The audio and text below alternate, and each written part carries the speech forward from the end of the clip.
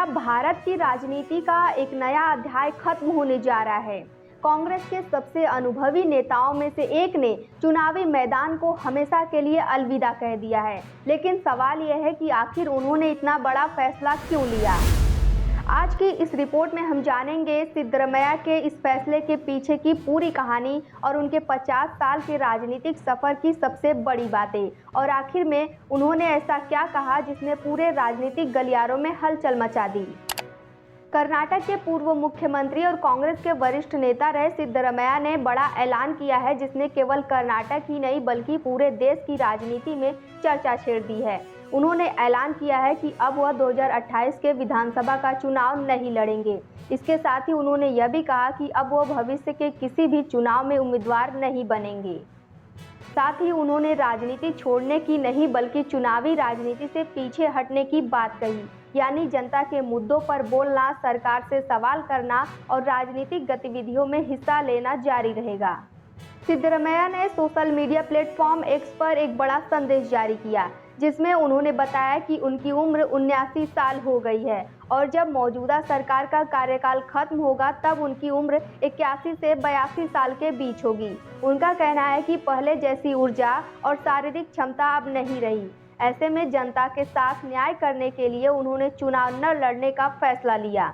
यह बयान इसलिए भी खास है क्योंकि बहुत कम नेता राजनीति में रहते हुए खुद स्वीकार करते हैं कि अब उनकी क्षमता पहले जैसी नहीं रही। उनके बयान का सबसे ज़्यादा चर्चित हिस्सा उनकी उम्र नहीं बल्कि राजनीति पर की गई टिप्पणी है। सिद्धरमैया ने कहा, एक समय था जब लोग चंदा इकट्ठा करके मेरा चुनाव लड़वाते थे, लेकिन आज हालात ऐसे हो गए हैं कि उम्मीदवार को ही वोट पाने के लिए लोगों पर पैसा खर्च करना पड़ता है। उन्होंने आगे कहा, राजनीति पूरी तरह भ्रष्ट हो चुकी है। ईमानदार राजनीति के लिए जमीन लगातार कम होती जा रही है। यानी उनका इशारा सिर्फ अपनी उम्र की तरफ नहीं बल्कि उस राजनीतिक माहौल की तरफ भी था जिसे वो बदलता हुआ देख रहे हैं। अगर उनके राजनीतिक सफ़र की बात करें तो उनके राजनीतिक सफ़र की शुरुआत 1978 में हुई थी। तालुक बोर्ड सदस्य से शुरुआत हुआ यह सफ़र विधानसभा, मंत्रिमंडल और फिर 2 बार कर्नाटक के मुख्यमंत्री बनने तक पहुंचा। इन 5 दशकों में उन्होंने कई चुनाव जीते, कुछ चुनाव हारे भी, लेकिन उनका दावा है कि उन्होंने कभी अपने सिद्धांतों से समझौता नहीं किया। उन्होंने कहा कि यही उनकी सबसे बड़ी उपलब्धि है। यह बयान ऐसे समय में आया जब कुछ समय पहले ही कर्नाटक में सत्ता परिवर्तन हुआ और डी.के. शिवकुमार ने मुख्यमंत्री पद संभाला। ऐसे में राजनीतिक गलियारों में कई तरह की चर्चाएं शुरू हो गई हैं, लेकिन सिद्धरमैया ने साफ कहा कि उनके फैसले का किसी राजनीतिक बदलाव से कोई संबंध नहीं है।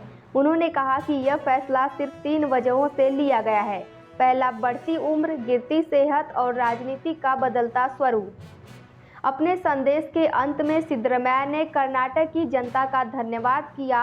उन्होंने कहा कि पिछले 50 वर्षों में लोगों ने उन्हें सिर्फ नेता नहीं बल्कि अपने परिवार के सदस्य की तरह प्यार दिया। उन्होंने भरोसा दिलाया कि चाहे चुनाव न लड़े लेकिन जनता की आवाज़ बनकर हमेशा खड़े रहेंगे।